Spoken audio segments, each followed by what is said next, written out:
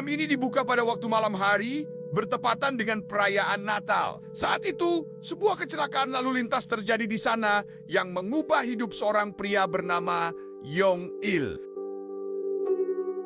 Sahabatnya yang bernama Jack menjadi korban dalam insiden tragis itu. Meskipun banyak yang menganggap hal itu sebagai kecelakaan biasa, namun Yong-il merasa ada yang tidak beres. Dia yakin ada tangan-tangan tersembunyi yang sengaja merencanakan kematian sahabatnya. Yong-il yang memiliki kecerdasan analisis yang luar biasa, dirinya dengan mudah mengetahui bahwa ada motif di balik peristiwa itu dan ada seseorang yang memang menginginkannya mati. Hingga di pagi harinya, tempat kejadian kecelakaan yang menimpa Jack, pihak kepolisian masih terus menyelidiki peristiwa itu hingga membuat kemacetan yang cukup parah di sana. Seorang pengusaha tua terjebak dalam kemacetan itu dan semakin jengkel karena seorang kurir makanan hampir saja menyenggol mobilnya. Pengusaha tua yang tak terima, dirinya pun berniat mengejar kurir itu untuk memberi pelajaran. Namun, nasib buruk seakan terus menghampiri pengusaha tua itu. Saat hampir menangkap kurir itu, dia malah terjebak di lokasi konstruksi. Ditambah mobilnya malah kejatuhan cat. Dia pun semakin kesal dan tiba-tiba tembok di sampingnya roboh dan langsung menimpahnya, membuat pengusaha tua itu seketika tilar dunia.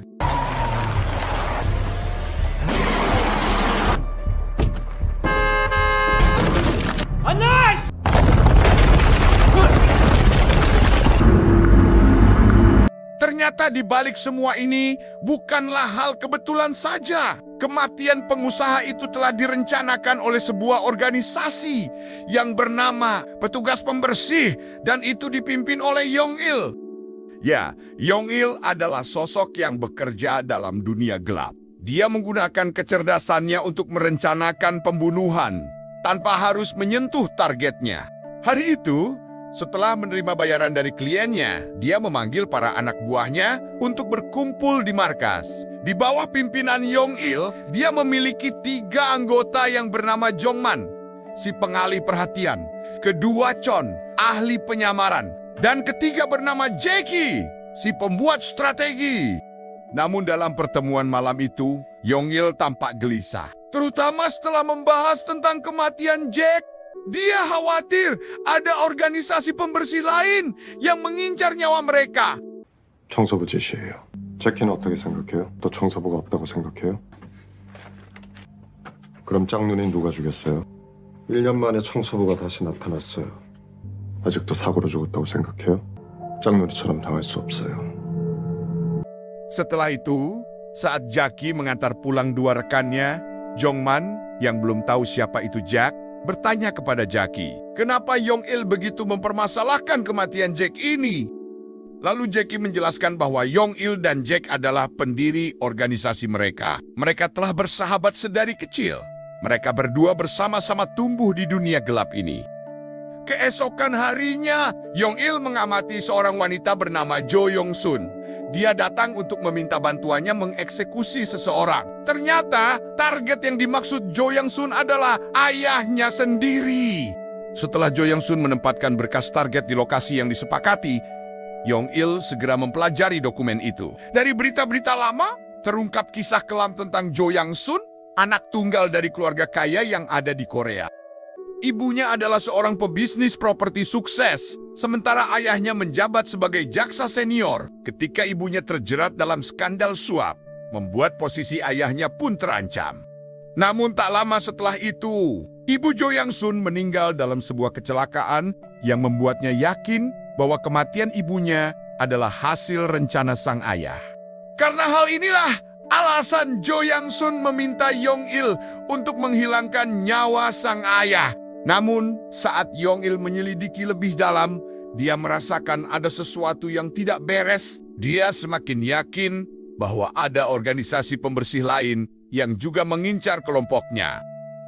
Malam itu, di markas Yong-il mengumpulkan timnya untuk membahas situasi ini. Namun, rekan-rekannya mulai merasa khawatir karena akhir-akhir ini Yong-il sering berbicara sendiri. Penyakit delusi yang dideritanya membuatnya berbicara dengan bayangan Jack, sahabatnya yang telah tiada.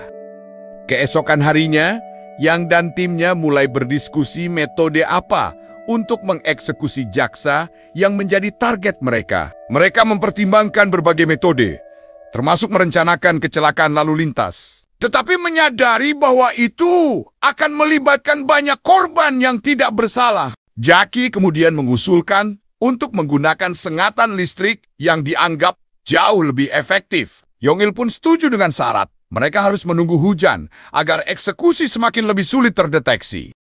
Setelah semua rencana disusun dengan sempurna, misi pun dimulai. Di sana Yong-il mempelajari aktivitas jaksa dan orang-orang terdekatnya. Dia mencatat semua informasi yang relevan.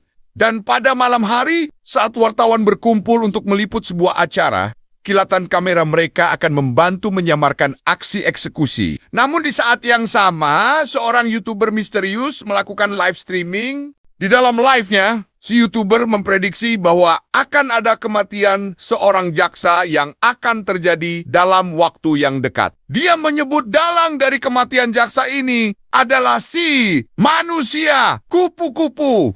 Shin kembali ke Yong-il dan timnya. Hujan mulai turun. Seperti yang sudah diprediksi oleh Yong-il, tepat saat jaksa bersiap untuk wawancara. Yong-il mendengar percakapan telepon jaksa yang menyebutkan nama anaknya. Hal ini membuat Yong-il curiga bahwa jaksa juga menyewa petugas pembersih untuk menghabisi nyawa anaknya sendiri. Dengan cepat, Yong-il memberikan perintah kepada timnya untuk bergerak. Dia mulai mengamati sekitar, memastikan semuanya berjalan sesuai dengan rencana.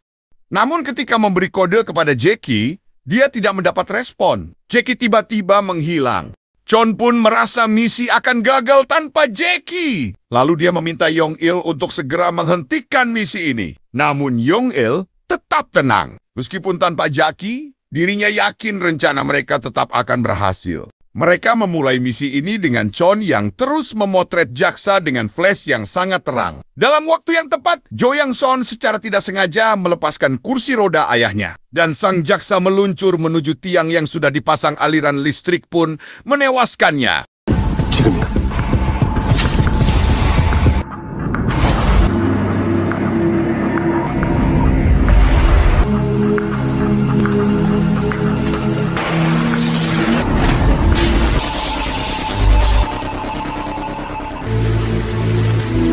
Misi berhasil dan semua menganggap kematian jaksa terlihat seperti kecelakaan, bukanlah pembunuhan. Setelah eksekusi selesai, Yong-il dan timnya mulai mencari Jackie yang masih menghilang. Chon pun akhirnya memberitahu bahwa dia telah menemukan Jackie di halte bus. Yong-il segera menuju ke lokasi itu. Namun saat dia mendekat, tiba-tiba sebuah bus melaju cepat dan menabraknya.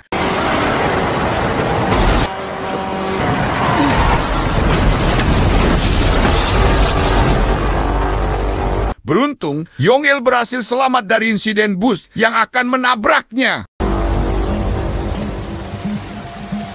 Setibanya di markas, dia mulai curiga dan merasa ada yang tidak beres dengan dua anggotanya, terutama Chon yang sebelumnya membawanya ke halte bus. Yong-il mulai berpikir bahwa mereka mungkin adalah mata-mata yang disusupkan oleh petugas pembersih lain untuk membunuhnya. Penyakit delusinya pun kambuh. Dan bayangan sahabatnya Jack muncul di pikirannya. Dia pun meyakinkan bahwa ada pengkhianat di dalam kelompok mereka. Semakin lama, Yong-il semakin yakin bahwa salah satu dari dua anggotanya adalah mata-mata dan meminta mereka untuk pergi. 따로 있는 편이 안전해. 그게 낫겠다. 내가 연락할게. Sementara itu, YouTuber yang memprediksi kematian jaksa pun menjadi viral berkat ramalannya yang benar-benar terjadi. Jumlah subscribernya pun meningkat pesat dan dia mulai menjadi idola baru. Namun, di balik ketenarannya, masih ada sosok misterius yang entah apa tujuannya. Memberinya informasi tentang peristiwa-peristiwa itu untuk disebarkan ke publik. Keesokan harinya, Yong-il mulai menyelidiki Jo Yang-son. Dia curiga bahwa wanita itu bekerja sama dengan pihak lain. Namun saat mengamati, ia hanya melihat Jo Yang-son yang sedang bersedih dan hanya didatangi oleh petugas dari kepolisian. Tidak ada yang mencurigakan. Yong Il pun memutuskan untuk pergi. Tapi tiba-tiba matanya tertuju dengan kemunculan Jackie yang berdiri tepat di depan foto jaksa. Di sini, Yong Il merasa ada yang aneh dan memutuskan untuk mendekatinya. Namun Jackie malah menganggapnya sebagai Jack, sahabat Yong Il yang sudah meninggal. Hal ini pun membuat Yong Il semakin bingung dan curiga. Meski begitu, dia mengikuti Jackie ke rumahnya.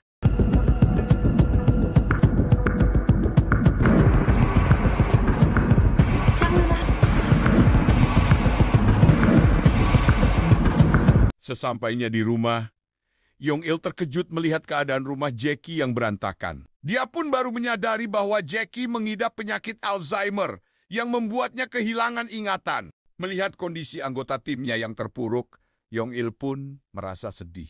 Dia tidak pernah menyangka bahwa Jackie yang dulu sangat cerdas dan tangguh, kini menjadi seorang yang pikun. 병명이 뭔데요? 의사 말은 반만 믿어야 돼. 알츠하이머. Setelah meninggalkan rumah Jackie, Yong Il memutuskan untuk kembali memata-matai Yongson. Dan kali ini, perhatian Yong Il terhalihkan oleh seorang pria kantoran yang baru saja ditemuinya. Yong Il mulai curiga bahwa pria ini mungkin terlibat dengan organisasi petugas pembersih yang disewa oleh Yongson. Kecurigaannya pun semakin menguat ketika dia melihat pria itu memberikan sebuah berkas kepada Yongson yang tampaknya belum selesai. Keyakinan Yong Il pun semakin terbukti ketika dia mendengar siaran langsung dari seorang YouTuber misterius yang mengungkapkan ciri-ciri petugas pembersih. Dan ciri-ciri itu sangat mirip dengan pria kantoran yang dirinya lihat.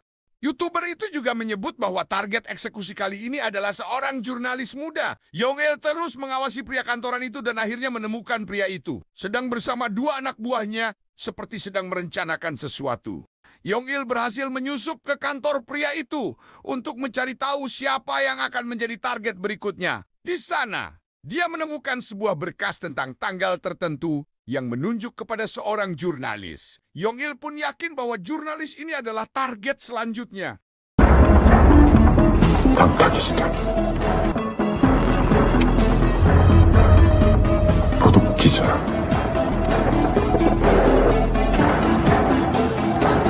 Sebelum pergi, dia pun memasang alat penyadap untuk memantau pergerakan pria kantoran itu. Tepat keesokan harinya, detektif yang sedang menyelidiki kasus jaksa datang ke kantor pria itu. Detektif itu menanyakan alasan jaksa memindahkan seluruh uang asuransinya kepada anaknya. Pria kantoran itu memberikan jawaban yang tenang dan terkesan tidak mencurigakan, sehingga detektif pun pergi tanpa curiga. 잘 아직도 이렇게 일하시나 보네. 제가 질문 하나만 드릴게요. 네, 사무조사과 양경진 경이라고 합니다. 주성직 씨가 왜 보험에 가입했는지 알아요? 보험을 들었다고 들었어요. 알만한 분들이라서요. 그리고 아시다시피 공적으로 말할 것도 없어요. 네, 감사해요. 아이 별 말씀을. 또 뵙죠. 네. Namun, tak lama setelah itu, pria itu menelpon seseorang dan seolah memberikan kode untuk segera menyelesaikan tugas mereka sebelum direbut oleh orang lain. Di hari berikutnya, Yong Il terus memantau pria kantoran itu dan dia melihat Yongson bertemu dengannya untuk mengambil uang asuransi sang ayah. Obrolan mereka terasa aneh, terutama saat pria kantoran itu memberikan pernyataan Yongson yang berhutang budi kepadanya. Sementara Yongsun dengan tegas menyatakan tidak ingin bertemu lagi dengan pria ini. Hal ini semakin memperkuat kecurigaan Yong Il bahwa Yong Seon telah memperkerjakan petugas pembersih lain yang tidak lain si pria kantoran ini. Setelah mengikuti Yongson hingga ke parkiran, Yong Il menyadari ada yang tidak beres. Anak buahnya ternyata berniat mengambil uang dari Yongson, yang berarti mereka telah berkhianat kepadanya. Dengan terpaksa, Yong Il langsung bertindak dan mengakhiri nyawa rekannya sendiri. 돈 가지고 꺼져. 내가 다 설명할게. 일단 만나서. 넌 알았겠지.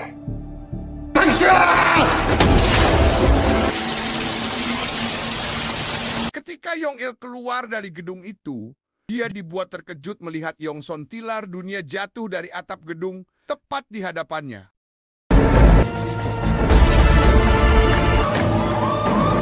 Namun masalah tidak berhenti di situ. Ponselnya berdering dan suara Jackie pun terdengar panik. Dia memberitahukan bahwa dirinya dalam bahaya. Yong-il dengan segera menuju rumah Jackie. Akan tapi sesampainya di sana, Yong-il sudah terlambat. Jackie telah tilar dunia. Polisi sudah datang dan membawa mayat Jackie.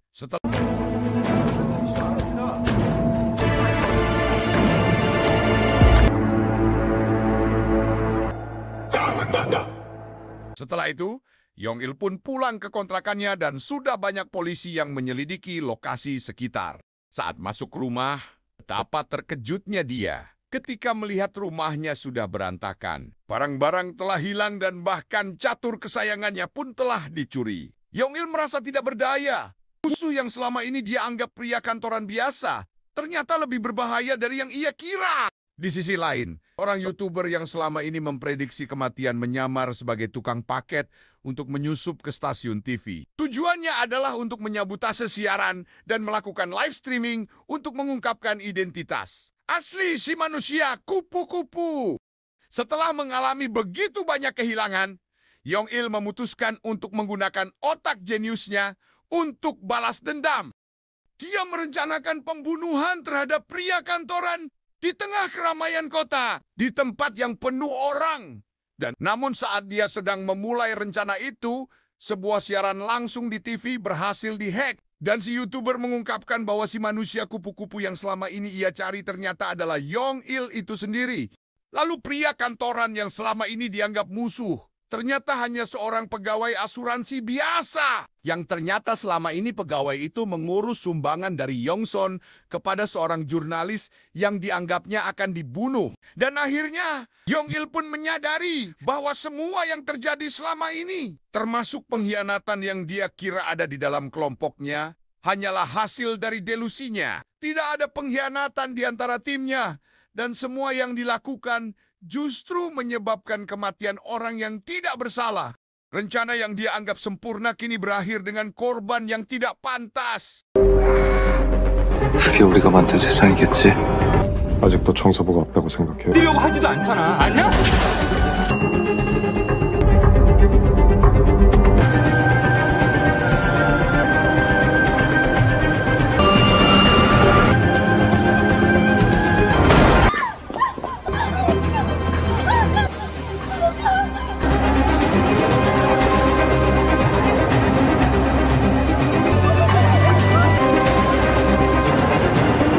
Yong-il yang merasa bersalah pun menyerahkan diri ke kantor polisi dan menceritakan semua kejadian kepada detektif yang menangani kasus ini.